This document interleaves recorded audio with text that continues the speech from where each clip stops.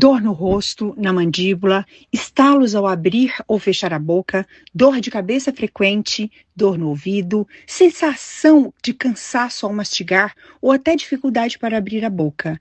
Isso pode ser DTM. DTM é a disfunção temporomandibular, um problema que afeta a articulação da mandíbula, próxima ao ouvido, e os músculos da mastigação. E muitas vezes o paciente convive com esses sintomas por anos, achando que é normal. Mas isso não é normal. A dor constante no rosto, a tensão na mandíbula, o apertamento ou bruxismo acabam interferindo diretamente na sua rotina. Você acorda já cansada?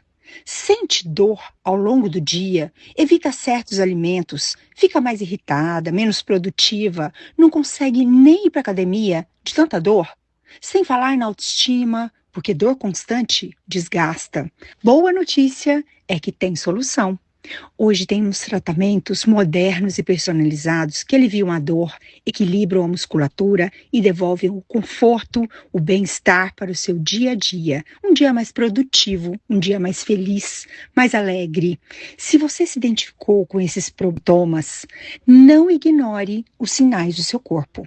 Agende uma consulta e venha entender qual é o melhor tratamento para o seu caso. Cuidar da DTM é cuidar da sua saúde, da sua autoestima, do seu bem-estar e da sua qualidade de vida.